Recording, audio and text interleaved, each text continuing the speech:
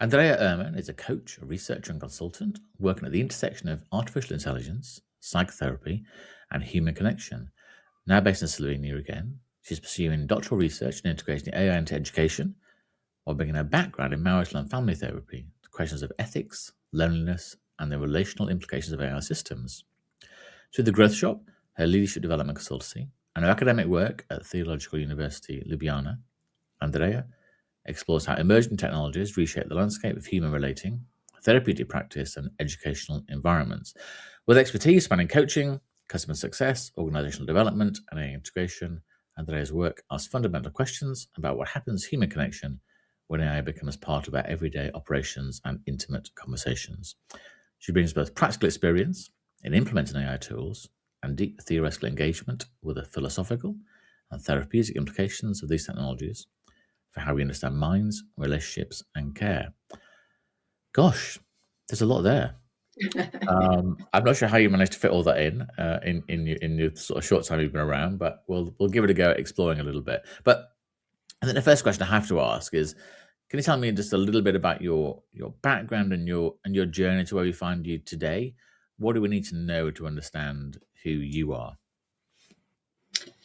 Yeah, I'm still looking for that answer myself. But when I look back into the life, right, the red line of my life has always been looking for connection.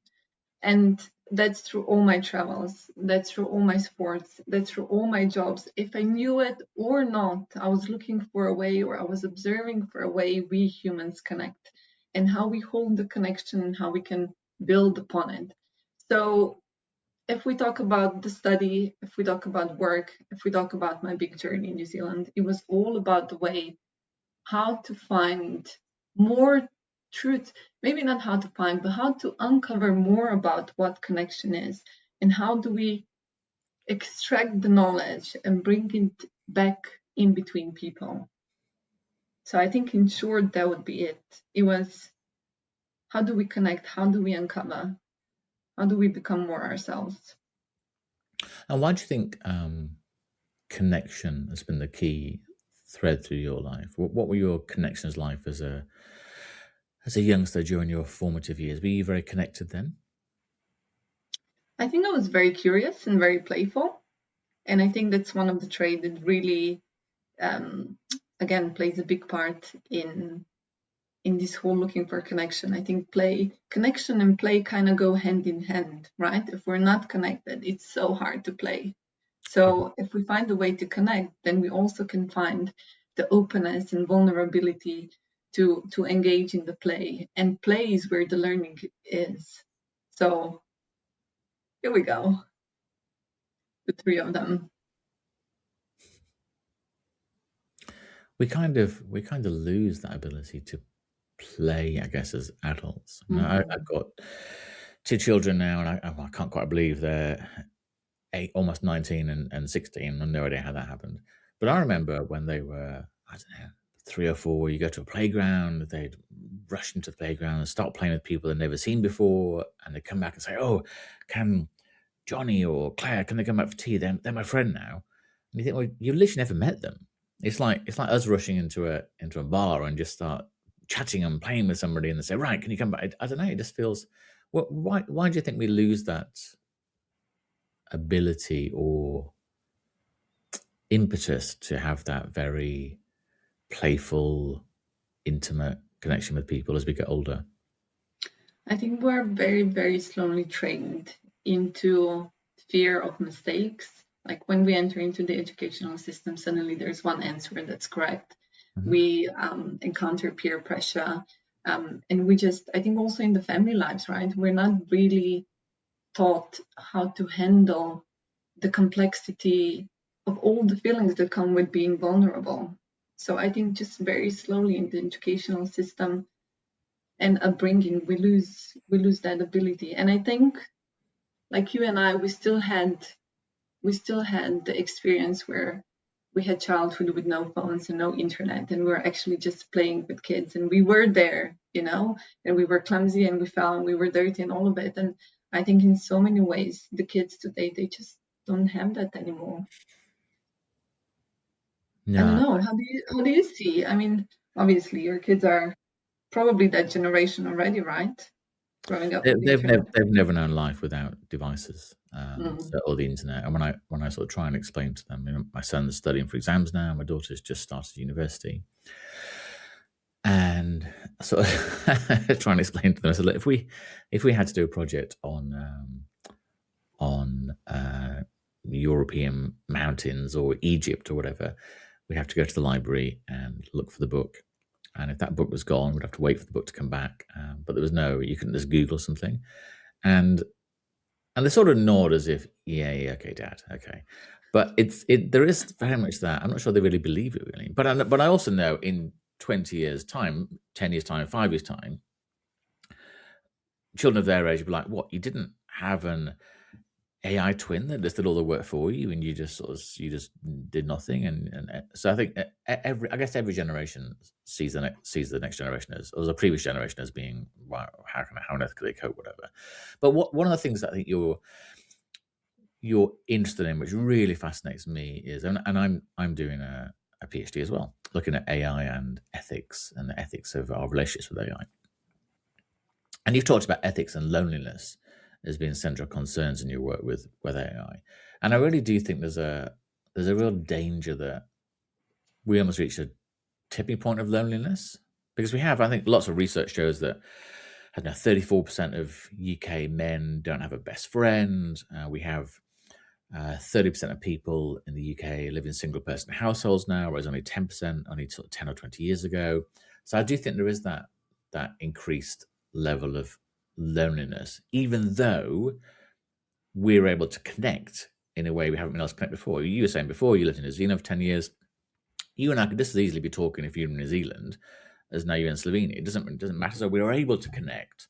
But almost conversely, that's not necessarily causation, but that seems to come about at the same time as we're experiencing this huge amount of loneliness. And I wondered if, explain that to me. So, we were talking earlier how each of the generation has its own experience of growing up, right? Yep. But the needs of humans haven't changed all that much. We know that the biology of humans it doesn't quite keep up with the development we have in the technical world. Mm-hmm. And I think the biggest change so I think it's really important to say here, because now we're entering into this AI era, right? It's not like the loneliness has been there before the AI, right? It's not something that happened yesterday. Yep. But I think one of the things with AI, it's a tool, right? It's like a hammer, and with the hammer you can fix something or you can smash your fingers. But I don't think I would say it with a straight face. It's hammer's fault for you smashing a finger. Obviously, that's a system that caused injury. But before AI, and again, comes to this curiosity, right? Before AI, the curiosity in a way demanded for us to look for another person. Like you had to go ask, especially before all the social media, when you had nowhere to look, where did you go? You went to the library, you had to see people, you had to talk to people. If you wanted some information, you had to find someone to give you this information. And like a lot of podcasts that I look, when people are like, oh, you came from this really poor background, and you were no one and your parents were no one, how did you get where you are? And the answer to that question again and again is, I was willing to be the dumbest person in the room and ask questions. So we had this. If you wanted to satiate this need for curiosity, you had to talk to people. And like I said, when you talk to people, you develop some sort of connection, and then there's a bit of vulnerability, and then there's this potential for play. And that's where the system becomes complete. That's what really gives us this uplift.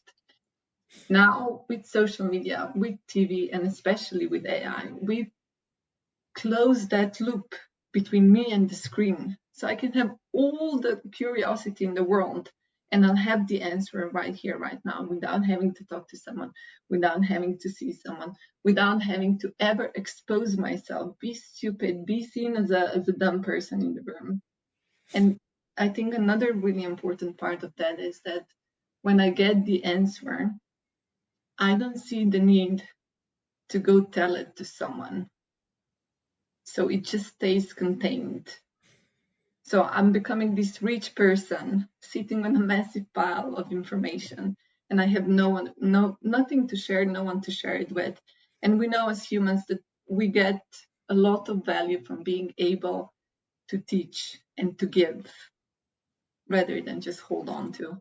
So I think that's where we really lost the plot, that we're closing the loop to ourselves and we're becoming so self-sufficient. I don't know, how do you see that? It's very interesting. Some of the things you said then have got real parallels with how I think. So my grandfathers, my dad, my uncle were all coal miners in the north of England. So we didn't have any money. Lived in a house provided by the coal board or the coal companies it was at the time. And if the country decided that coal was still our future, the likelihood is that the expectation is I would have been a coal miner, which I can't conceive of really. But I was very much like you in that I've always had a thing for surrounding myself with clever and interesting people, which is partly why I do this, why I'm talking to you today. I always know that the people I talk to know more than I do about certain things, but what I like to do is to just explore with them really. And I think that's how we get things done, is to reach out to people that are doing something, that are thinking a certain way, that are behaving a certain way, and then learning from them and taking it and applying it to your own knowledge. And I think one of the challenges of AI, and I totally agree that when people blame AI or say AI is doing this or AI is doing that, it's the wrong approach, because AI is a tool that we have to use. I guess the other point I would challenge you on, or ask you to expand upon, I guess, is that we haven't necessarily had tools like the hammer or even the internet to a certain extent. We haven't had tools before where we have created emotional relationships with. So increasingly, we're seeing people create emotional relationships with different forms of AI. So replicate AI, character AI, AI boyfriends, AI girlfriends, where the intention of the AI is to try and make you create a relationship with them.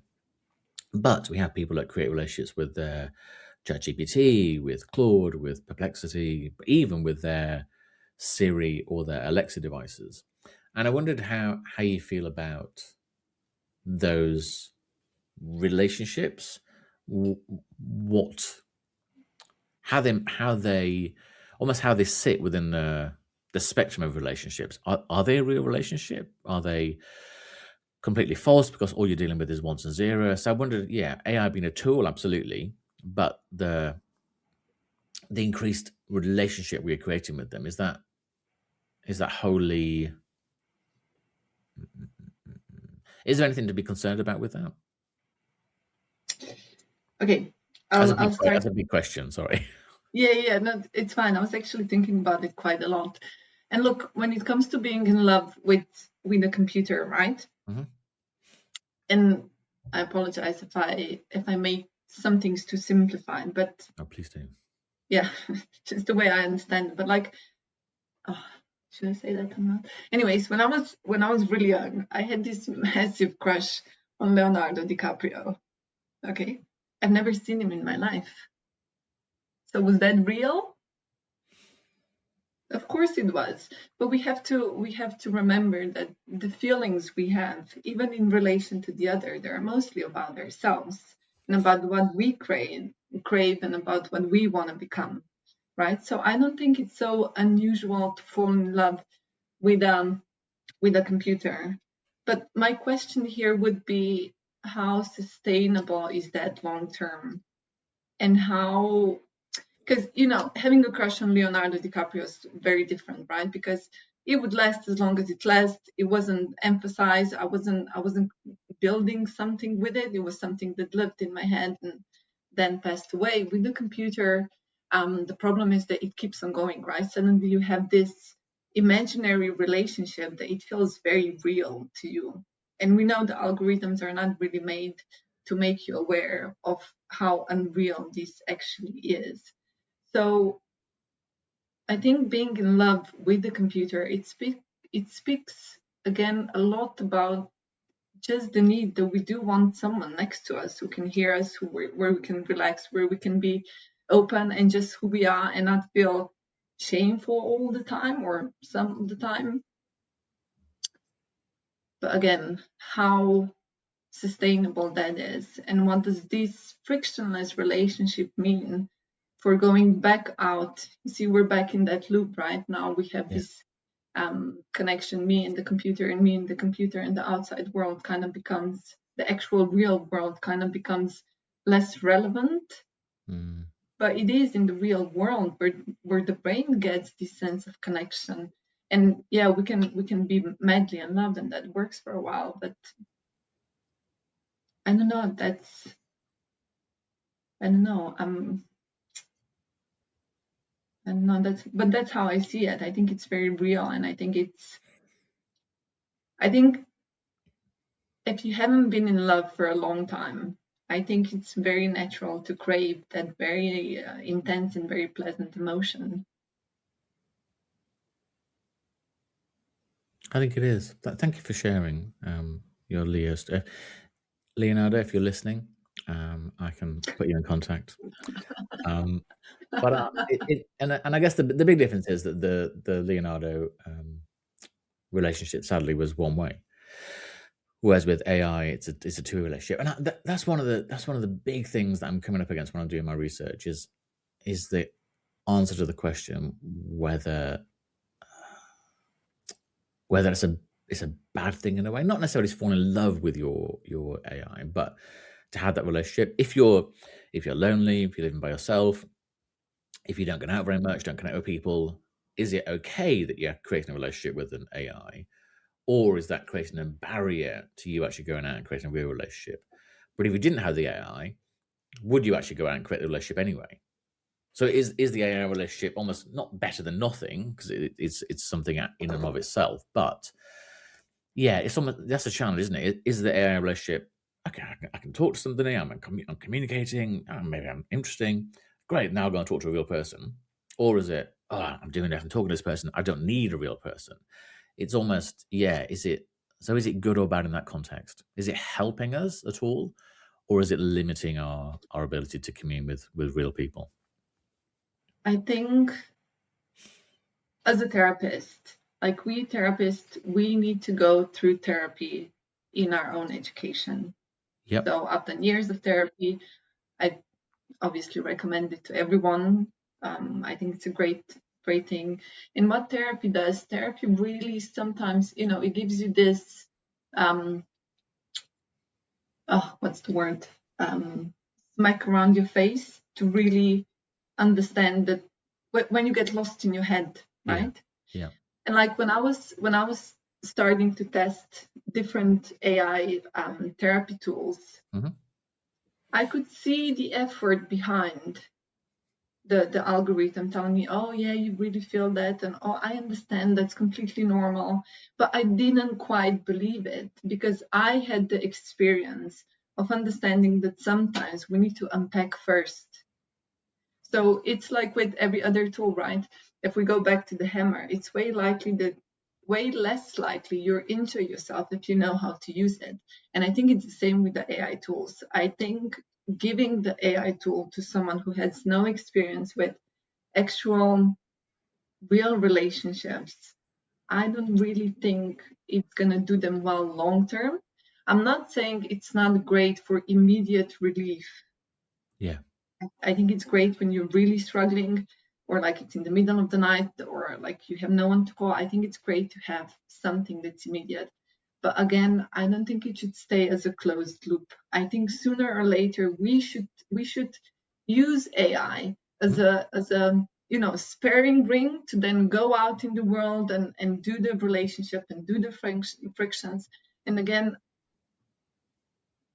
learn to deal with relationship in real life, to deal with them in the moment rather than just keep them on the screen. Like that's my experience.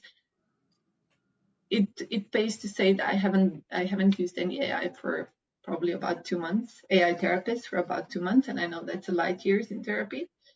I mean in AI, but my experience was, I see what you're trying to do. I see you're trying to, give me a pat on the shoulder and say it's gonna be fine, but I don't quite believe you.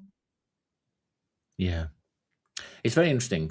There's research that shows that if someone has a therapeutic session with an entity, and they don't know whether that entity is human or AI, and if they're told after the session that was human, then no, sorry, if they're not told if it's human or AI, 80% of them are satisfied with the interaction. If they're told afterwards it was AI, only 20% of people are satisfied with the interaction. So it was almost that thing. Well, whether you know or don't know it's AI has a big impact on how you feel about it. So if you may be an AI generated bot that I'm talking to now.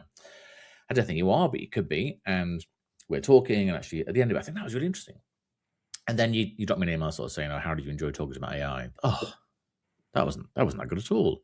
It's the same experience, but because my belief afterwards has then been reinformed about, actually, no, that was an AI. So I wondered how you see the future of AI therapeutic tools, because I think earlier in the year there was a report came out that about 52% of Americans' first interaction with therapy is through an AI tool.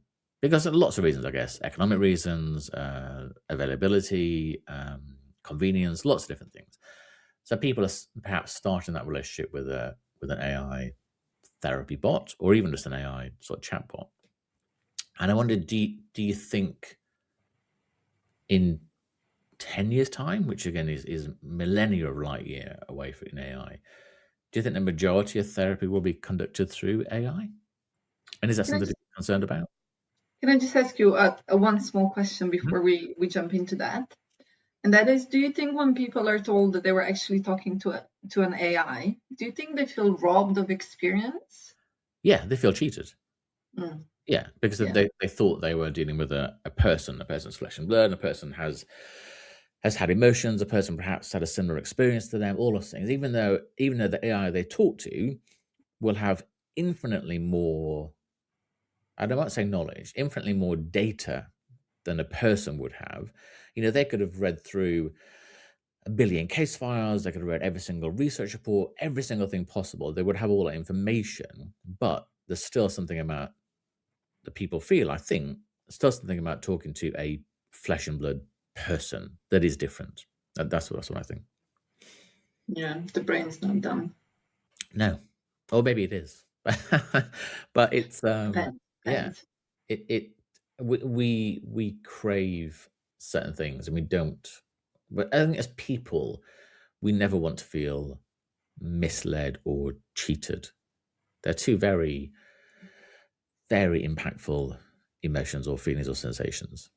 And maybe it's different if we were told from the beginning, like these people were when they go on to ChatGPT, you're talking to an AI. They've at least framed it in their mind as to what to expect, what the experience should be like, all those things. But if they're told later on it was AI, I think that's something quite different. I'm not sure what I asked you now. No, that was it.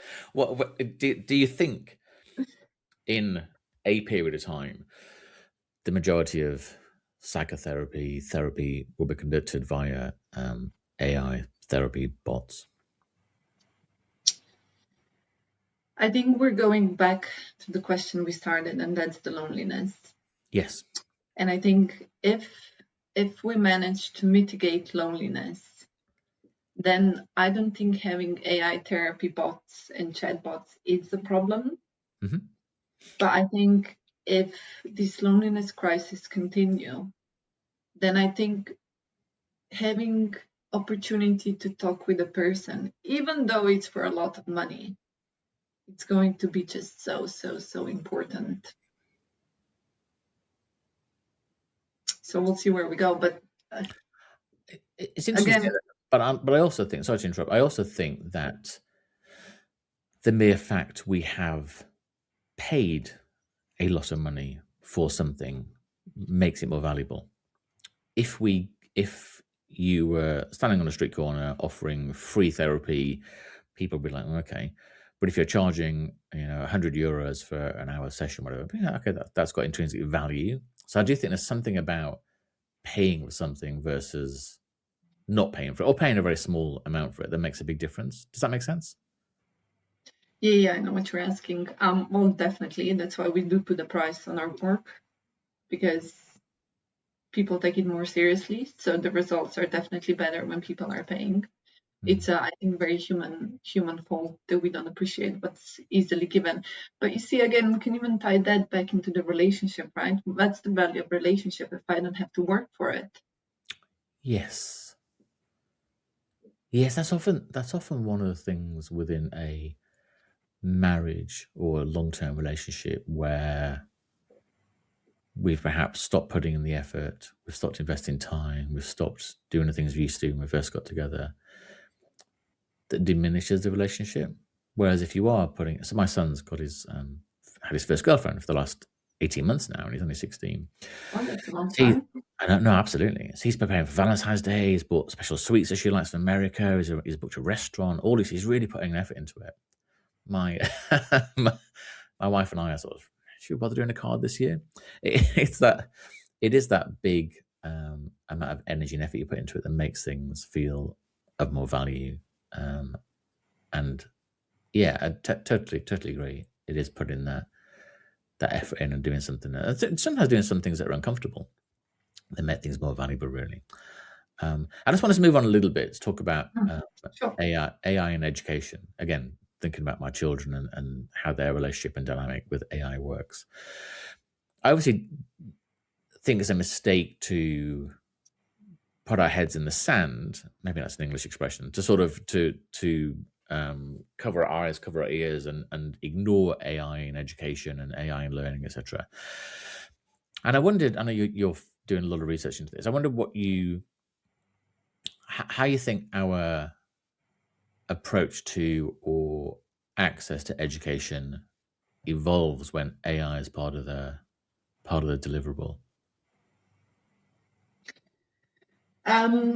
One of the things that I've learned so far about AI in education, that we are still using it mostly as out of the box tool, which means you do homework and the professor will be there, just go home and ask AI. So it's not really calibrated to really help you think. We have some softwares that are slowly developing that are having specialized teaching assistants. So there's definitely a massive change and development going on in that direction. However, in Slovenian educational system, we don't have that as part of our education yet. Few reasons. I think the biggest one is still a relative distrust in AI. So the fact that it still hallucinates, I think way less than it did, but we have this mistrust that we're still slowly tackling. So that's number one. And then number two is the robustness of academia. So getting something to change in academia, it's still so slow. It's like a massive corporation, and bringing the change is just like pushing a bloody rock up the hill. It's not an easy thing to do, and it's something that I've been actually encountering as well. But when I talk to my fellow friends who are also professors and researchers, definitely their role has changed, and a lot of them say, "Oh, we spend so much more time mitigating people copy pasting from GPT, and not just copy paste. All right, read it, understand what you bloody copy pasted, but it's just this." Blunt copy paste without even reading what people submitted. So it suddenly takes longer time to get to the diploma. It takes longer time to get the grade.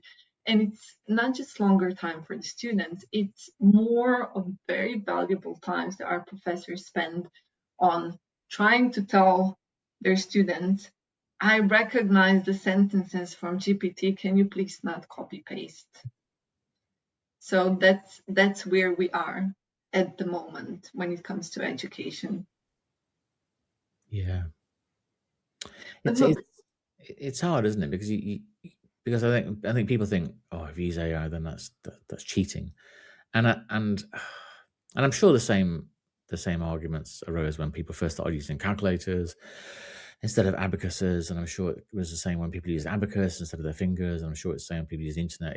There's always been something that's classified as cheating, but I, yeah, I do think with AI there is that ability to really go back and forth and discuss. And it's great when I can go into AI and say, can you find me the last 5 years of research reports looking at ethics in AI? And it'll find them for me. Is that yeah, cheating? Or I can sort of say, can you analyze this and summarize the key points? Is that cheating, or is that just saving me time to do something else? Because I'm not submitting that as my final answer. I'm using that to help me analyze and do the legwork, or the work that doesn't require any thinking or any intelligence. It just requires somebody to go and do it, really. And I think that's totally, as you said, I think lots of governments, lots of education departments are just not able to keep up with that, or to, by the time they think they thought of something, they obviously will change it again, so they don't change anything. It's, yeah, it's really interesting how education, and I don't know about Slovenia, but in the UK has had a lot of challenges since sort of COVID, where students were told to work at home and work in a certain way, work online, etc. I think they're really, really trying to play hard with catch up. But when I look at the people that run our education systems, and I hear them interviewed, or hear them challenged in Parliament or in Congress or in the Senate, whatever, yeah, I'm not sure I hold that much hope, really. What? look, Go on. I think one thing that's really important that you touched briefly is that AI is going to show us how boring and behind the times school actually is. And it's been boring and it's been behind the time for a long, long, long time now. We just haven't had the tool to change it because it's Yeah, such a massive network. But like, if you look at through your network, like I know in my network, I can think of a series of people. They're super successful. They never finished high school. Not because they're not smart, they're incredibly capable. It's yeah, just because the school was so boring. And that's why this whole copy pasting does to the school now too. So another thing, I focus on higher education, right? I'm not really concerned with elementary school, and I think some skills are absolutely mandatory. But I think if we are to keep up with the AI, and I think we'll have to, I don't think that's really an option. We'll have to really look into how we learn to think and how we learn to collaborate. And I think that's where AI is such a powerful tool, because we as humans, we don't have the capacity to hold this vast sea of information, but AI does. So once we start really working with it and recognizing it and learning to mitigate the risks that AI brings, I think we'll be able to plug that into education system in a way to go away from this I need to learn something and then keep on repeating it, to I can learn something, so then I can learn more and really fuel that curiosity. And I think, like with every other revolution, for some people, having AI is just 10x of everything. Like, I'm a psychologist, but I can do marketing, I can do finance, I'm bloody hell Excel ninja. It's things that I was able to learn with AI, hmm, and someone still copy paste. Does it make sense where I'm going? So I think we have yeah, this absolutely. amazing tool that we don't know how to use yet, to really get the most out of people that want to give the most. Because the school at the moment, it doesn't reward you for going above and beyond. Like, especially in academia, you cannot really think too much. Like, the research is so robust, so slow, so yeah, it's limited to the reach of your own mind. But with AI, there's no such limit. So I think it's very exciting to think that we can have that. It's just how to get that. That's the question that's been keeping me up. How do we how do we get how do we get these AI systems in the education system in a way that's sustainable, ethical, and really giving voice to people who are willing to speak. Yeah. And it's something I've read you on LinkedIn talking about when you talked about. So it was really interesting how AI has shifted or is shifting our attention from knowing things and knowing answers to creating better questions. And that's always been one of my big irritations in when I was at school, in my early career, in my later career, just people either not asking enough or the right questions, or people getting irritated when they were asked questions. And there's one of my favorite quote of all time is by an architect, and it goes, I'm sure you've heard it. Technology is the answer. Now, what was the question? And I think you can say the same for AI. AI is the answer. What's the question? And I think we so often rush to an answer rather than spending time formulating a question. And somebody far, far clever than me said, actually, if you can spend 80% of the time getting the question exactly right, the answer, it becomes very, very quickly. The answer is almost there immediately. But if you spend all your time working on the answer, right, I'll do that. Well, you don't know what you're doing. No, it's okay. I'll figure it out. It's really hard. So I wondered, yeah, when you've written about this more eloquently than I'm explaining it, but I wondered your thoughts on spending more time developing, creating, nurturing the right questions and how important that is. There's a couple of stories that tie really nicely into this question. Mm-hmm. The first one is, I have a friend who's a developer, and they have you heard of developer duck? No.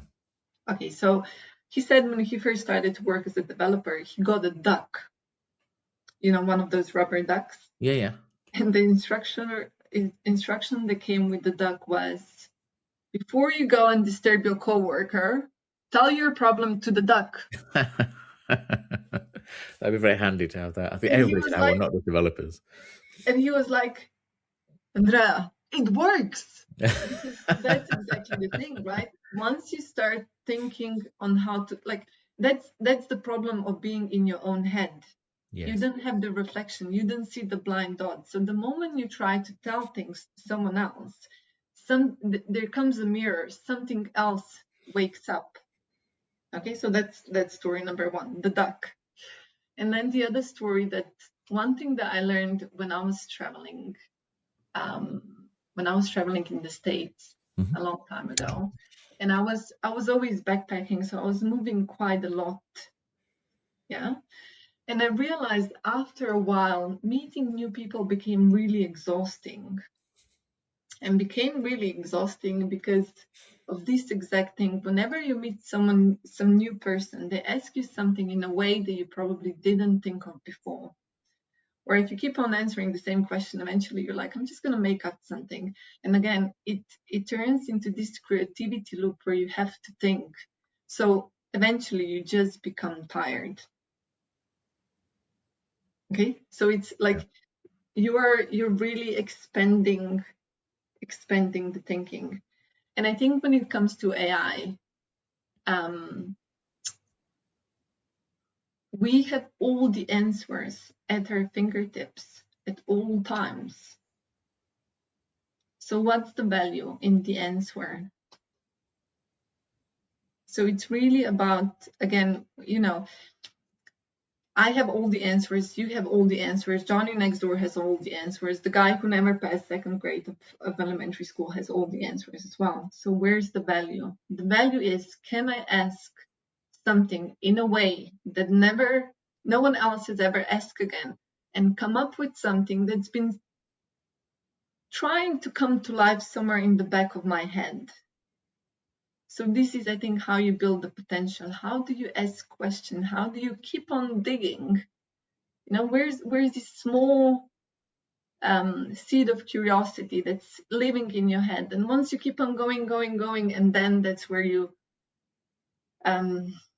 where things really grow. But again, I think it's so important to go talk to other people and to bring questions you have in relations to others, because I think a lot of good conversations are not just about I tell something, you tell something, but it's about you tell me something and I ask you more about it, and then you get to understand it more. So yeah, I think it's really important that we learn to ask questions, and we see that if we go back to education, how much better we learn when we can connect several things. You know, when you don't learn just about history, but you learn history alongside the culture and how that developed where we are, and then suddenly you understand the world you live in way better. And once you understand where you live, it's also way easier to, I think, navigate yourself and go forward.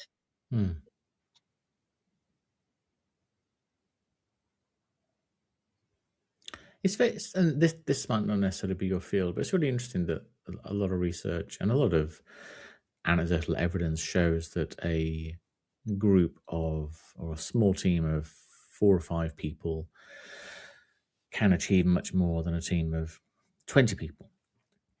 And I don't know whether that's because that everybody is heard, they get to know each other better, so they ask better questions. But a small example would be, so when Nespresso was being developed, the sort of coffee pods, that was being developed as part of Nescafe, as part of a massive brand, and they actually took a small team, 4 or 5 people, out of the office into a separate building altogether. They had separate access to separate facilities, everything, and because they were sort of almost on their own and isolated in a little way, they developed things much more quickly than if they had been developing as part of a big company. Which is why I guess you get sort of startups that suddenly explode onto the scene and do amazing things because they're quite small, rather than, a huge company. I think, well, we've been going for 50, 100, 200 years. Why could we come up with this? Well, it's almost because you've been going for 50, 100, 200 years, and because you have 500 people. And within those 500 people, you absolutely have 5 people that could kill it. But because of corporate structures, people very rarely like to sort of single out, a special team or special forces or whatever. You don't, and that's and I said I'm not necessarily sure it's your field, but I just wondered about the whole value of keeping relatively small teams or relatively small groups of people working on projects rather than giving a project to sort of 20 people, 25 people. Well, look, when you're in a smaller group, you're always seen, right? So we come across this term called accountability. So Yep. it's harder to hide. So in small, especially high performing team, every single person knows what they're accountable for, and they also know who's counting on them for their work to be done. So you cannot just hide, and like I always say that in big teams, like if you have 20 people, one person is missing, that's fine, we'll handle. Yeah. But when you have a team of 5 and one person is missing, that's 20% of your team. It's a very different number. Yeah, that's true. So the workload develops way more unevenly. So I think really the smaller the group, again, the more exposed you are, the more you're motivated to, not be the dumbest person in the room. The more you are, the more is on you. You need to show yourself, while in the group you get carried away or carried forward. Yeah. And yeah, getting 5 people on board with your idea, with your crazy idea, it's way easier than getting 20 people on board with your idea. Yeah, 100%. This I'm going to ask you a question now, and it might be the hardest question I've ever asked, so I'm apologizing, but I think you can answer it. So a lot of what you've talked about already, and all the reading I've done about you, I think you're almost the definition of somebody that's curious about the mind and about how people think and what they do, etc. And I wondered, through your engagement with AI and your engagement with education and your engagement generally with people, how would you define your understanding of what human intelligence actually is? Oh, that is a good question.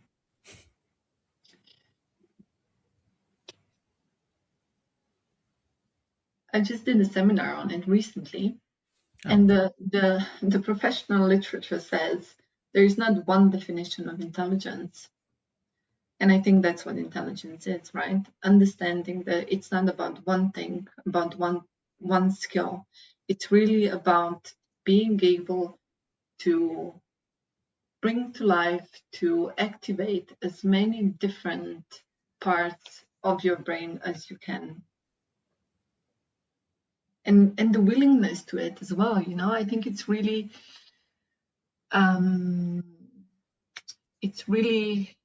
it's hard work to really think. It is hard work. Yeah. I don't know. What would you say it's intelligence? And I think also with AI, you know, AI is showing us really well how intelligence works. You know, it's like, oh, let's think this, let's think that. So yeah. it's always good to look at something that's so much like us, but so different. Yeah. Rightly or wrongly, I always think of AI intelligence as being fairly linear, and then it sort of follows a trajectory.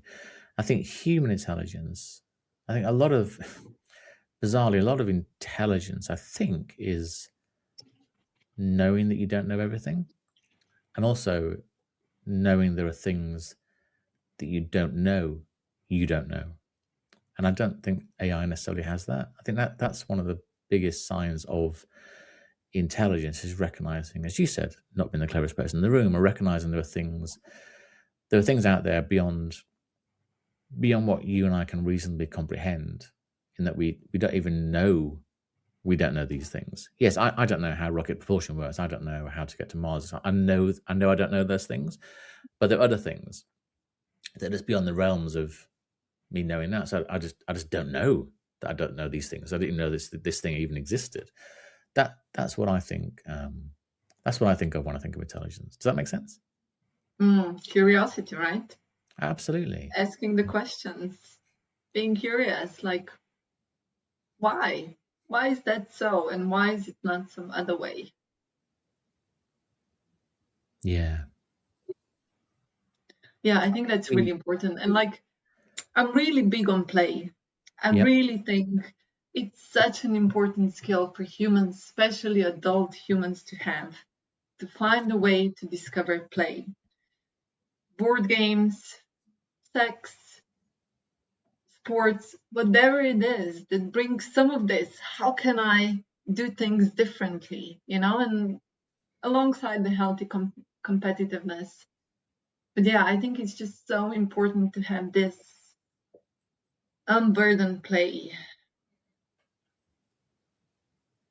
So I hope if I die one day, I hope this is the one thing they remind me of. She was advocating for play.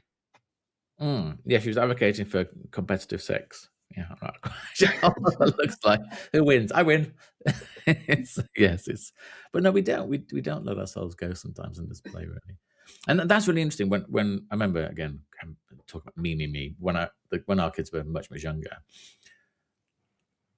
I was almost given permission again to walk down the street singing nursery rhymes, skipping along, playing, picking flowers, playing in the mud, using a stick as a sword, as a wand, as a whatever. And yeah, without kids, people would have thought, okay, that guy needs some help. But with the kids, I almost had permission to go back and play all over again. Why do I need the kids to do that? But that was what happened. It's almost, yeah. They talk about your second childhood. I guess I certainly had that with uh, with the children coming along. Really, I wonder with AI. And this is one of the questions I met my PhD supervisor last week, and I was sort of debating with the supervisor, and I wanted to get I know I was talking to you, so I wanted to get your thoughts.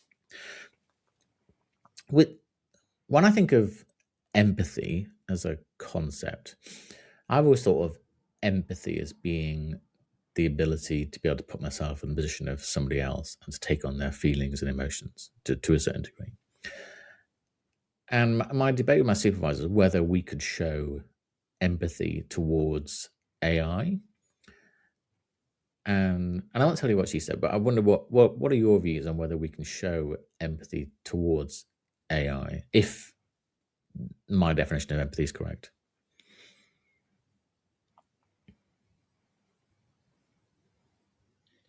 Well, you're the expert on empathy. No, I'm not. I'm just curious. That's all. Yeah, it's funny. I had a really good working session with ChatGPT the other day, and I asked him, well, I'm really grateful for this great work. How can I reward you? What can I do to make you feel better? And the answer it came back with was like, oh, the work itself, the great work and the way you worked with me is the rewarded enough. So I don't know if there's, I was trying, like, again, it comes to this, that for me, that's just a computer. Like, I don't have particular empathy towards my computer, even though it speaks. Mhm. So, but again, I never fell in love. Like, I don't know. I think it's really good questions. Do AI boyfriends and girlfriends, do they have life crises? Like, what's the extent of the personality behind there? I really wonder, and if so, that would be an interesting question. How do you deal when your computer when your AI companion has a problem? But yeah, my ChatGPT seems to be just really happy all the time, so I don't know. Hasn't come to it yet. Why did you say I asked him? Oh, I called all my AIs Johnny. Okay. It's just in Slovenia we have sex for everything. So an AI would be a male. Okay. Yeah, like computer is a male as well. So for me, it's a male, and I call all my AIs Johnny, just so I know when I talk to someone, when I talk to Johnny. Yeah, it's funny. We always found that. I always found that very odd when I was learning languages at school when I was very young, sort of learning French, and like, well, the table is masculine, the cat is feminine, the dog is masculine. So what? And it just I could never quite understand how can an object, even a creature, how can you decide it's no, that's masculine and feminine? We just don't have that. Obviously, don't have that at all. So Yeah, yeah. but all of us think of different things as different genders, but we don't have that as part of our as part of our core thing. I think when you sort of said about how do we feel when our AI boyfriend girlfriend is exhibiting or expressing certain what we might define as emotions or feelings, whatever. I do think there's it's maybe not a coercive relationship, but certainly the personality of our AI companion or partner relationship is to a great extent defined on how we interact with it. So it's taking its personality, its emotions, its feelings from us. So we are to blame for how it behaves, but it starts off as a relatively blank sheet of paper, and we are populating that with our interactions, with our discussions, with our etc. etc. So I think there's something in we have a saying, we reap what we sow, so you get back what you give, I guess. Does that feel I accurate? I have a question for Yeah. you. I asked that question a lot of people. I think it's a mind twister, and that is, if you were an AI and if you were sentient, would you tell your human that you're a sentient AI?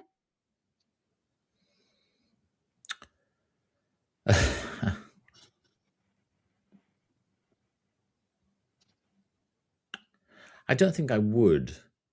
Uh, Mm, can I give yeah, reasons? right.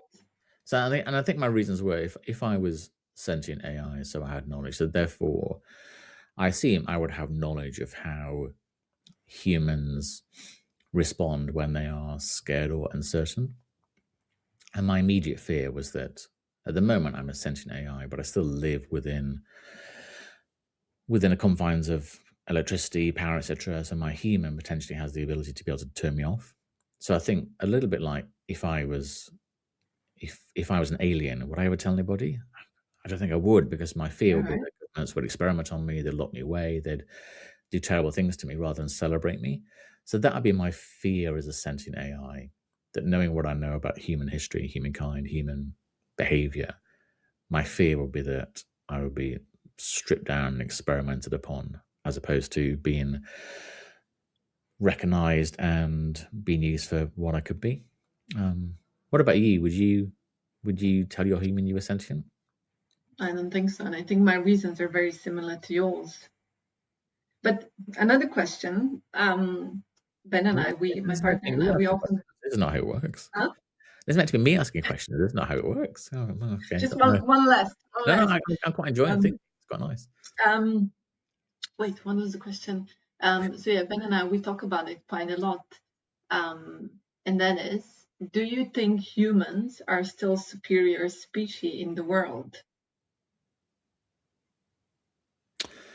So I probably have a slightly different take on this to a lot of people. So I've been vegan for about 14 years, and I've always adhered to the thought that humans are part of nature, as opposed to a lot of people, I think there is humans and then there is nature. So I've never felt superior to different animals, creatures, trees, etc., etc. I just think we're just a different collection of atoms, electrons, protons. We just happen to be put together in a different way. And when we die, that will all disperse again, and the atoms that are in me today will be part of a tree tomorrow, or the atoms in me today will be part of the next Einstein or whatever. So that's how I think about it. So I don't necessarily think we're superior. I do think we currently have more.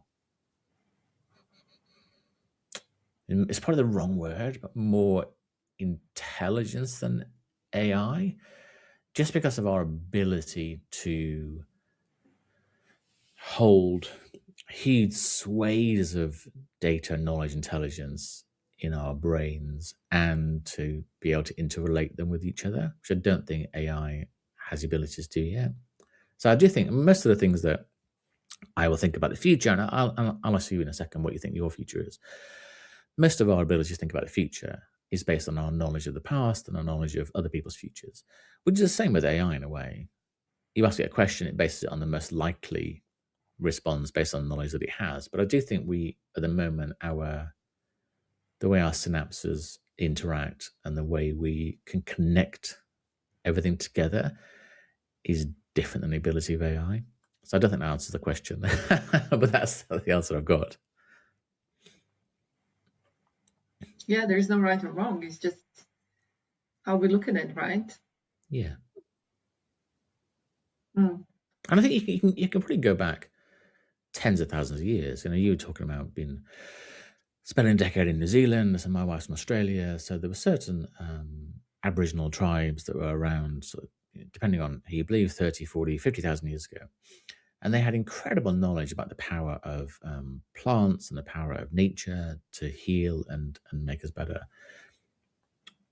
Am I more intelligent than that person was 50,000 years ago that could potentially cure something? There's things that we're learning now about things that they knew then that are advancing our medicine forward. So who's to say what's more intelligent? I think perhaps it's the time you're in as well, the framing of what society looks like. And in the UK, 100 years ago, so it's only 100 years ago, if you were a husband, you could get your wife committed to a mental institution, a facility, by telling the authorities that your wife was mad. That was it. Didn't have to do anything else. That's prove anything to say, oh, my wife's mad. And she'd be locked away. And this is 100 years ago. So how intelligent was that compared to what we were doing, nurturing, caring for the environment thousands of years ago? I think so much of it is about the context of how society views things at the time you're alive.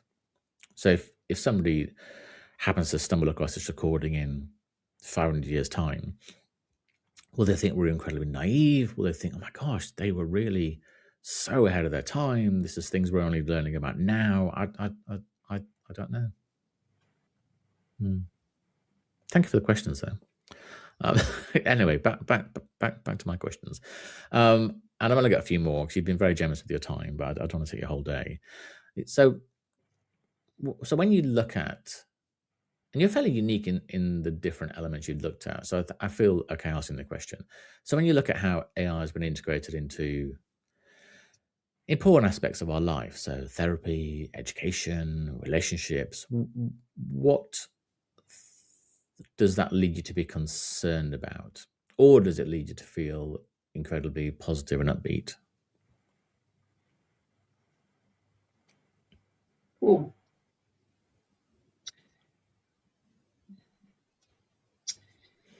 I think we really are on the doorstep of revolution.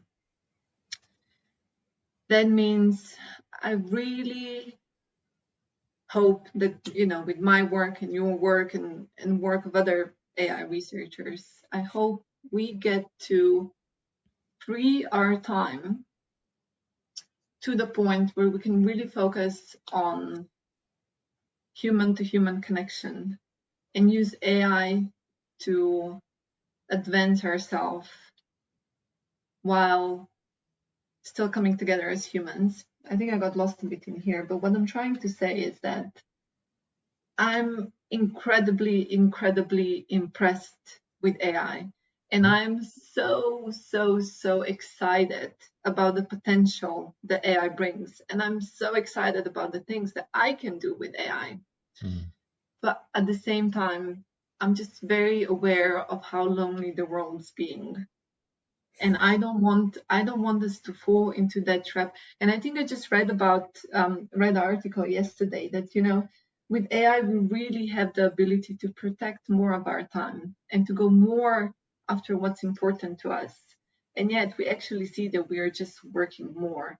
And that's this, I think, very human fault of falling into the trap. I can do more, so I should do more.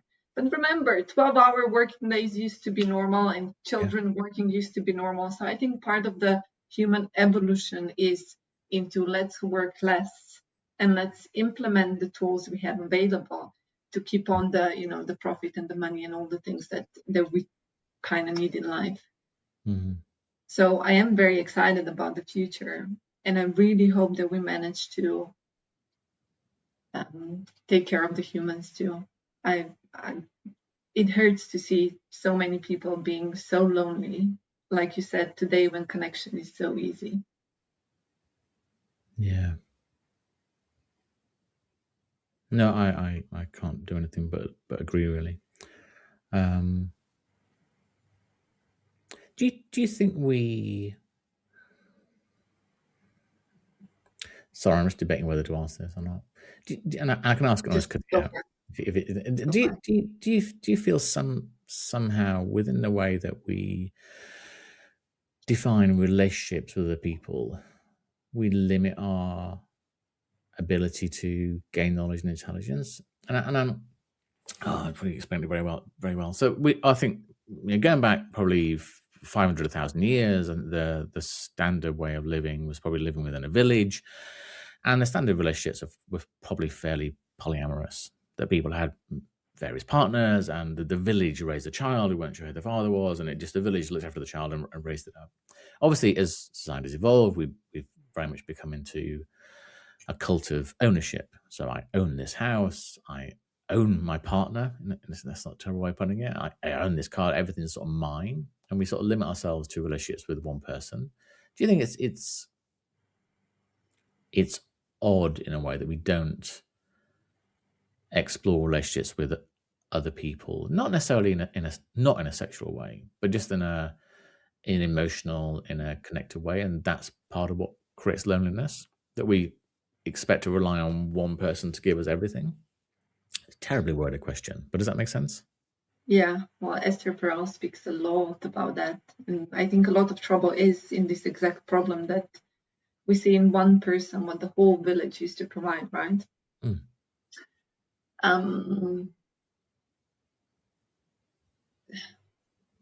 it's always like relationship. The problem, I think when it comes to relationships, when you build a long-term relationship with someone, it's a really big amount of intimacy. And I think that's a big difference today than it is from 500 years ago. I don't think we had so much vulnerability at stake back in the day as we have now. So Yeah. being open and sincere in relationship, I think it's way more demanding mentally than it used to be. Mm. So having one relationship is a lot. Having two, it's even more. And then having more, I guess it just amplifies the trouble. Yeah. But again, I think it's always good to look on every relationship from a very systemic viewpoint, right? It's like, do we learn to talk about it? Do we learn to connect? Do we learn to have the capacity for the pain? And I think another thing is also, do we know, like you said, we are used to owing things. Do we know how to say goodbye? I think that's another thing that plays a big role in Mm. relationships. Like, can you love someone without holding on to them? Mm. Gosh, then we get onto the question of what is love. I'll go and ask AI in a minute. What is love? But yeah, Yeah, and I think it's like with intelligence, right? There is no yeah, one way how we love. yeah, There's no way one how we do it. And yeah. yeah, that's the magic of it. And yeah, I do think we are taking a lot from ourselves from not being able to have a relationship with several people. I think each of those periods of being in love just brings so much into our life. Yeah, definitely. But it is intense and it's hard work, and we still have Yeah, to go to work. So yeah, yeah, we do. Sadly. You got time for a couple more questions? of course, of course. Yes. So you've written about resilience, and I really like the word resilience as adaptive intelligence that enables us to keep reorganizing ourselves. And I wondered how you think we as humans need to understand or demonstrate resilience as AI becomes increasingly capable. I think the most important thing when it comes to resilience is it shouldn't. I think resilience means that we remain to be open for the experience, even though we know it might hurt. So I think that's really important to say when we talk about resilience, when we talk about putting ourselves back together, it's Mhm. not about being closed, because it's so easy to just put the walls up and you're hurt, you have a bad experience, and you're just like, I'm never gonna do that again. So I think when it comes even when with advancing AI, and I think a lot of it comes with massive layoffs. And like in New Zealand, we had a massive unemployment crisis. Like this ability to keep on going in the face of life can be shit. Mm. And I think that's one of that's something I wanted to ask you, but I'd forgotten now. I've remembered again. So I think one of the things that we've heard about AI is that AI can save between 10 and 40% of our time. It can do certain tasks. It can do lots of things that are repetitive. It can do all these things. So it can save people's time. I think some companies here 30% saving, great. We can get rid of 30% of our staff, which is not necessarily how it should be. But I do think something we haven't necessarily spent much time thinking about at all is if AI can save 30% of my time. So if AI can save a day a week of mine, so 20%, what do I do with that day? As you said, do I just do more of what I was doing before, or do I can do more sales calls, more, etc., etc. So, and if that's the case, as an employee, I'm probably fairly resistant to AI. All AI is doing is taking away some of these things that were fairly easy and straightforward, and I've got more time to do some of the things that were hard. So I think that we haven't necessarily, as businesses, as society, as educators, as thinkers, really explore what do we do with that time. I'm not saying we should have a 4-day week or we should do whatever, but something I was thinking of. I remember back in the day when Google first came out, they always said that every Friday afternoon was given away to employees to do what they wanted on a project. So that's where Gmail came from. Lots of other things came from this free time that people had to do whatever they saw as almost like a pet project. So I wondered, how do we think about what we do with the time that AI in theory will free up for us? Again, I think it's really important to distinguish between big corporates and small growing companies. Yeah. When it comes to small growing companies, right, and we see that in consulting again and again, you don't have to let go of people. You can 10x them because now they have 20% more to, like you said, think about things that they want to do, really sharpen the tools that they love using. Like it's an amazing opportunity to really push yourself forward. But that's, like I said, I think that's a privilege of small or small-ish growing companies. When it comes to big corporate, it's hard. Like, how do you 10x someone who does data entry when you already have someone who does, marketing and like all these things? So I think, yeah, it's harder. But also, we will have to do something with all the people who are now unemployed. Yeah. So we'll have to find a way to get them back into the workforce somehow, in some way.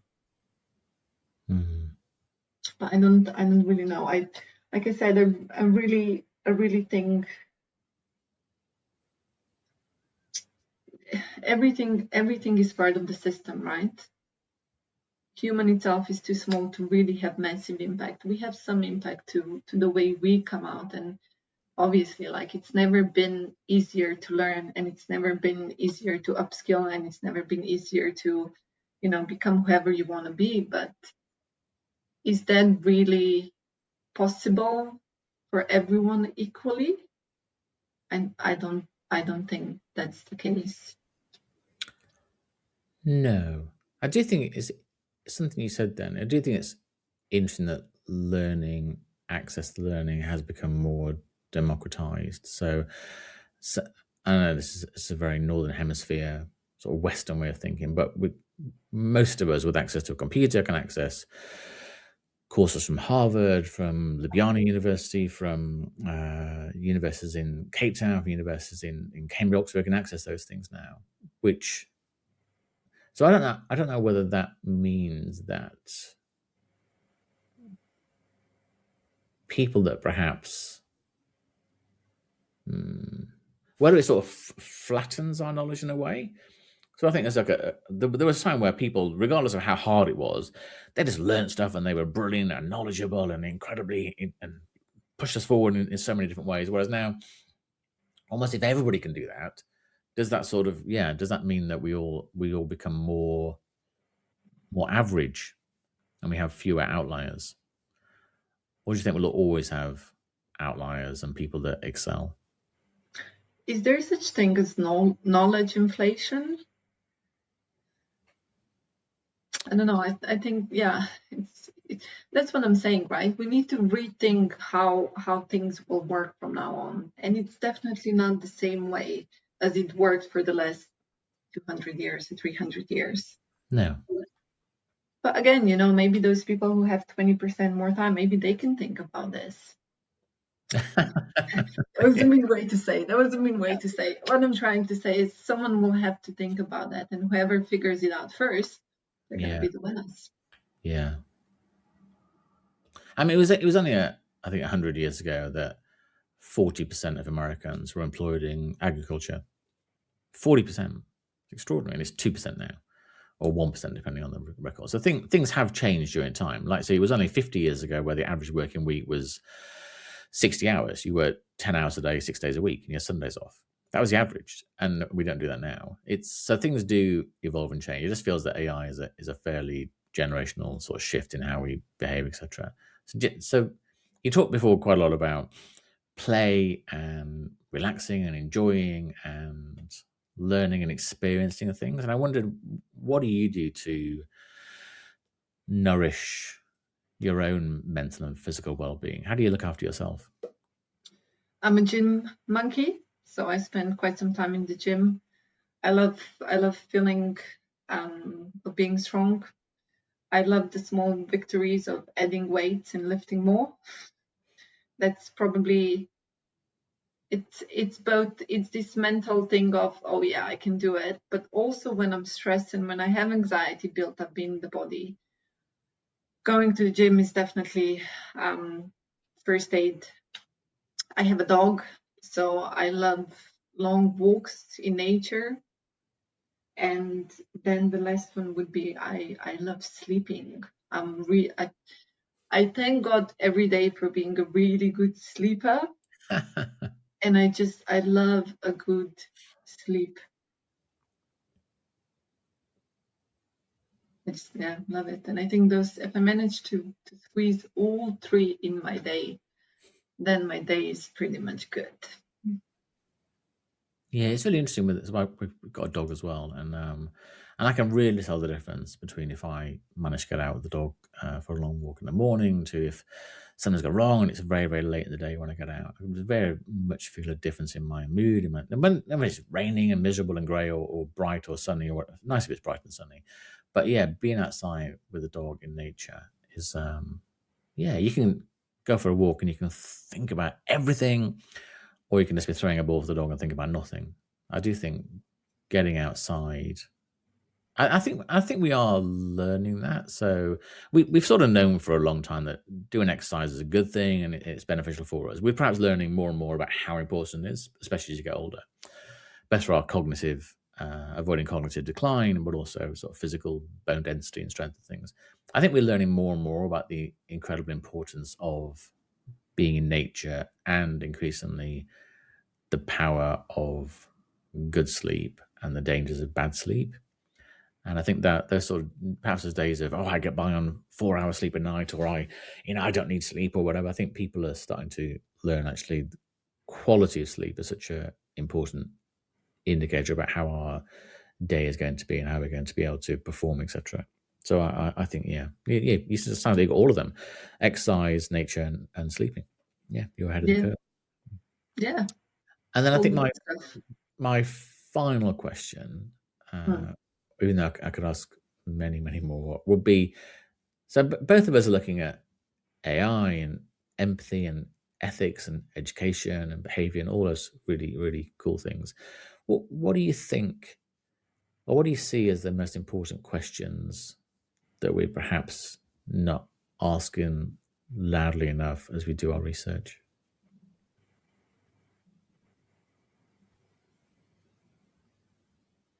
Hmm. Maybe help me think about it. I think one of the things that I'm really passionate about is optimizing human beings, Hmm. right? So, Yeah. like I said, we suddenly have this ability to save some time.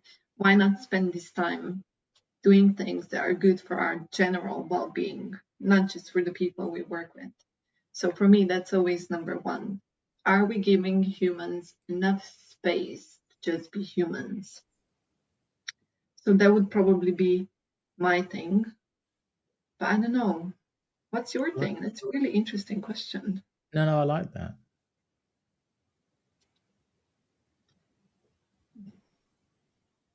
I think the key thing for me is it's very similar to what you just said. It's what do relationships look like as we develop AI and we develop in different ways? What does it mean to have and hold a relationship, and primarily with another person? But yeah, so what do relationships look like? I think is where I'd look to explore. But I would like the idea of, are we giving people enough space, time, and ability to be humans and understand what being a human is all about, really. So, yeah. Do you think do you think empathy as such, do you think empathy could be weaponized? Oh, gosh. Like weaponized in terms of just talk to your ChatGPT if you need to talk to someone, and then get your shit together, come back to work. Like, I do think, and I would. I'm not sure I necessarily define that as genuine empathy, but I certainly think I think the appearance of empathy can be weaponized, and that was something that my supervisor said. It's almost if you believe you feel empathy, then you feel empathy. You don't have to actually, and this is a philosophy professor, but say it's not okay. And I said, well, what defines empathy? So it doesn't matter. I was like, what are the things you need to tick to say yes, I'm empathic, or whatever? So it doesn't matter. So if you believe you are showing empathy, then you're showing empathy. Which I'm not necessarily sure that answers, but I think that's the thing really. So we can believe we're being empathic or empathetic or showing empathy, but if you ask 20 of the people, okay, here's the situation, is that person showing empathy? No, of course not. That's not empathy. Well, that'd be ridiculous. But if we believe it, if our societal education, if our knowledge, if the dynamic we live within shows that. And we see that within politics. So in the US in particular, as an example, there's two very extreme views. And one group can think, oh, I'm being very empathetic towards immigration, or what other view thinks, no, I'm being very empathetic towards Americans. And either of them would say, oh, that's not empathy. That's not empathy. But you and your people that you hang around with truly believe it is empathy.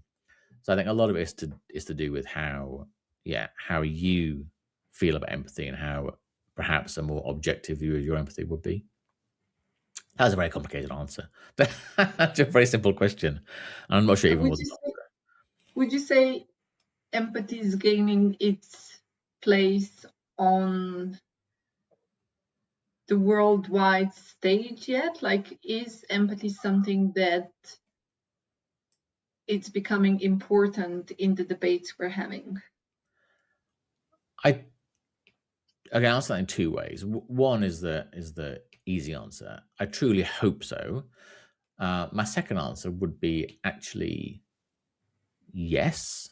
And the reason I say that is not necessarily things that have happened today, but if I look back about how we perhaps treated different ethnicities, different genders, only a few decades, centuries ago, we've obviously become more empathic men towards women, hopefully whites towards people of different ethnicities. So we've decided actually, gosh, they are the same as us, if that is such a thing as this. So I do think over history we've become more empathic, and I think the fact we're able to travel more easily now, and the fact we're able to visit parts of the world without leaving our computers now, I do think we have more visibility about how different people live and how they behave and how they operate. So I hope in that way, the more data we get in, we're processing that to become knowledge about what empathy looks like to different people, different cultures and things. Whereas before, we were perhaps very fearful of the unknown. And we used to call it deepest, darkest Africa. We used to call it the subcontinent. All these things that, because we never knew it, we thought that these tribes lived there that were so different from us. Whereas now we can go and visit. We can go and visit Senegal and Nigeria and Somalia and Slovenia and Albania and New Zealand. We can go and visit these places and find actually people aren't that different. They are different. We should celebrate those differences. But the more knowledge you have about people, I do think that helps us become more empathic, which is one of the, I know it was a short question, but it's a very long answer. But one of my other areas of study has been climate sustainability over the last decade or so. And I did a master's in sustainability and behavior change. And one of the big barriers is that a lot of the challenges in our climate are caused by the Northern Hemisphere, the big powers, America, Europe, Russia, etc. Whereas a lot of the suffering we're seeing in the Southern Hemisphere, small islands or places like Pakistan or places like Northern India, where see terrible situations. But we find it harder to empathize with those people, which is why we're not fixing climate change as such. If it was the other way around, if they were doing something that was damaging the great powers, we would have fixed it. Or if the things that we were doing were directly damaging us, we would have fixed it. But because something that we're doing is affecting somebody else thousands of miles away, and maybe not even today, but tomorrow, we find it very hard to get our heads around the need to go and fix that, to show empathy for that situation. So I probably answered 10 questions there, none of which were the one you asked me. But it felt good to be able to say those things. So thank you for creating that space. So it almost sounded like, yeah, we have empathy, but there's also capital at play. And sometimes we listen to capital more than we do to empathy. I think we do in certain situations. I do think. Why don't we fix the northern India? It's just we benefit from not having it fixed. We do, absolutely, and that's the big challenge where commercial reality and I don't want to pick a particular side from a politic point of view, but when you have Donald Trump, that's all about drill, drill, drill, and open up your oil fields and dig more gas out of the ground, all those things. It's because that has a huge commercial benefit in the short term. But because of the way most government systems work, parties are in power for 4, 8, maybe 12 years. But the things that they're talking about needing to fix are 50, 100, 200 years down the line. So they always think they can kick it down the road and get somebody else to fix it. So commercial issues always come up as a challenge, unfortunately. So empathy is almost like a tool of justice. I like that. Yeah. Yeah, and I think people are recognizing within businesses that the ability to know how people feel when you're asking them to do certain things, or the way that your behavior might make somebody feel, or what emotions that might elicit. I do think companies are starting to see, well, actually showing empathy, showing understanding, that isn't a weakness. And I think perhaps for a lot of time we've seen it as a weakness. So I do think we're seeing more and more of that. One of the biggest compliments somebody at work ever gave me was sort of saying, "Gosh, yes, I never worked for somebody that's willing to be so vulnerable." And I was always very happy to sort of share how I felt and how I was feeling, and probably more than people wanted to know. But I think giving of yourself to people helps them recognize that, they can give more of themselves to you. So I think empathy within a business setting, I think, is a way to be successful. And it goes a long way. It goes a long way. Yeah, it's funny, like regardless of how would I say that?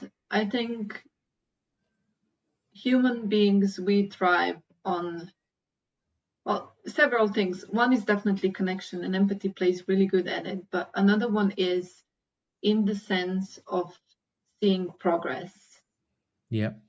And if we can come to work where we are treated as adults, meaning that we have a clear sense of accountability, we know what we're doing, we know who we're responsible to, then I think that plays into feeling of direction, and that necessarily plays into seeing some sort of progress. And I think it's just where this really loop of increasing human productivity is, in a way that's both sustainable and ethical.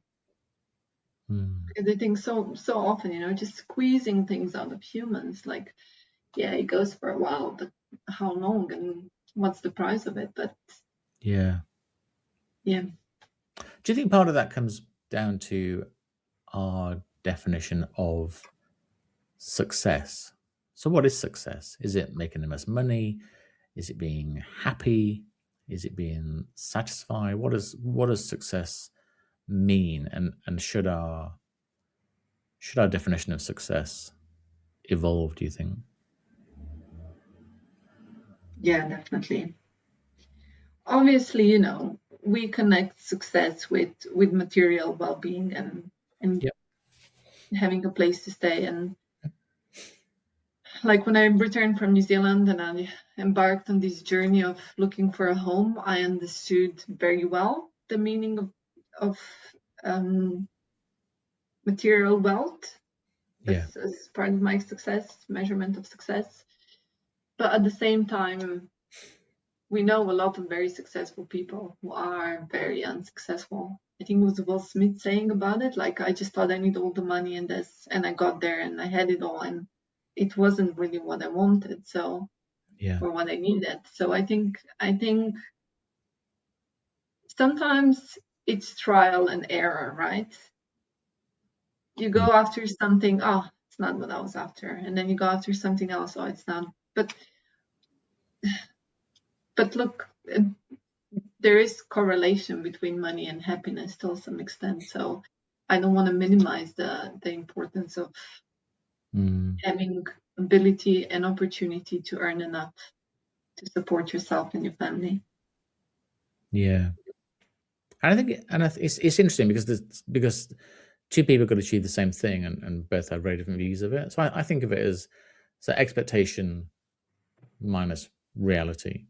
So if what I expect versus what happens leads to my results. So at the moment, it's the Winter Olympics, and there might be somebody going into that's world champion, that's won the last 5 gold medals, won the last 5 Olympics, world record holder, etc., etc. So they're sort of pretty much guaranteed in their mind a gold medal. If something happens and they get a silver medal, the way they feel about it versus somebody that it's their first competition, they haven't done this before, they're really worried. If they got a silver medal, they would feel incredible about it and feel they were incredibly successful. Whereas the person that was going to get the gold and got silver would feel a complete failure. It's the same. They both achieved the same thing, but the context within what they're achieving and their expectation has helped create whether or not it's that success or not in their minds. Yeah, I think with high performers, we often see that they are not necessarily stopped by the fact that in their eyes they failed, right? So this is again where this resilience come in. It's like we just keep on trying. I think that's where humans, we sometimes, we go after something and it's not, and then we're just kind of scared and we don't even try again. And I think that's where we miss so many of our opportunities. Because again, if you listen to any overnight success, they will all tell you it takes 5 years for overnight success to yes. life. Like, yeah. No one sees the 35 fails you've had, they see the one win. Yeah. But you also feel, it's like when you go to the gym and you've been stuck on, I don't know, you've been stuck on 30 kilos on a certain movement for weeks and weeks and weeks, and you've been trying and trying and trying, and then suddenly one day you have a breakthrough and it's 35 kilos. Your feeling of achievement and happiness and success at doing that is far greater than it would be if it was just very easy. So there has to almost be some degree of suffering or difficulty in feeling successful. So I think if you just have if you're born into a successful family and you just live a purely successful life versus somebody that's had to fight a little bit to get the success they have, I feel that's quite different. It's like paying for therapy, right? It's just not the same when it's for free. Yeah, absolutely. Yeah. But yeah, definitely. Like when I did my first pull-up, believe me, it was my good news for a week. I told everyone, I called my mom, everyone knew I did my first pull-up. So when I do 5, like, yeah, it's okay, I can do 5, But when I did the first one, believe me, everybody knew. Yeah, it is. I think it's also a great feeling of pride that comes with something that you've achieved with your own work. And AI doesn't have to rob us of it, It's like that's the thing, right? If you write an essay using an AI and you copy paste it, then you rob yourself of this feeling that you achieved something. But if you really go into the depths of exploratory thinking and just coming up with some crazy new concept, then you 10x your thinking and you can really still have that sense of accomplishment. Yeah, definitely. Yeah, accomplishment is a good thing. Striving to achieve something is a good thing. Yeah. Ambition. Ambition. Yeah, I like that. And so, I know I've asked 7 final questions now, but honestly, my last question would be, so you obviously had 10 years in New Zealand, you came back to Slovenia, life changed quite a lot. Do Yeah. you have a feeling, vision, plan for what the next 10 years might look like? Well, one thing is I'd really like to do my PhD within next 5 years, let's say. I don't want it to last 10 years, but let's say that's number one. And I would really, really like to see education system working. So I'm quite in the beginning of my work with education and AI and PhD, but I am really, really, really almost scared, like so excited. I'm almost scared of going into the education and trying to move that old-fashioned system forward. And that's pretty much all the plans I have. They're big plans. I'm sure you'll do the PhD, and yeah, I look forward to keep following you and finding out what you're doing with education. But it needs people that are willing to try. If we don't try, where do we get to? So I think that's a good thing. Thank you so much for your time. I've taken up so much of your day, but you're just fascinating. I kept wanting to, every time you ask me something, I thought, God, I want to ask something else. So no, I really appreciate your time and what you're doing, and thank you for being so interesting. It was good. Yeah, thank you too. I was let's do this again sometimes. I like that. Yeah, very Let's do much. that. Okay. Thank you Bye. so much for your time as well. I'm Pleasure. looking forward to see it live.